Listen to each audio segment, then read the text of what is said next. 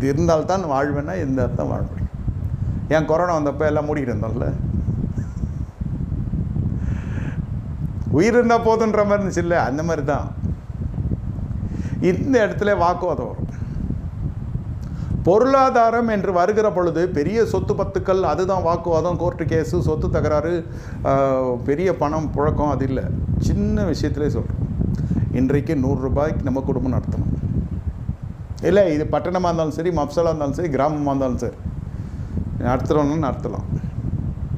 1000 ரூபாய்க்கு தான் நடத்தணுன்னா நடத்தலாம், இல்லை 10,000 ரூபாய்க்கு நடத்தினாலும் நடத்தலாம் ஒரே நாள். அதுக்கேற்ற பொருட்கள்லாம் இருக்குது. உங்களுக்கு தெரியாது இல்லை, நான் சொல்லித்தர வேண்டியதில்லை, உங்களுக்கு தெரியும். ஆனால் என்ன, இந்த வாக்குவாதம் என்பது சபைக்குரிய காரியமல்ல. இது வந்து ரத்தத்தில் ஊறணும். என்னது? வாக்குவாதம் செய்யக்கூடாதுன்னு. இது பிறவி குணத்திலே ஒன்று வாக்குவாதம். கூட கூட கூட ஆண் பேசினாலும் சரி, பெண்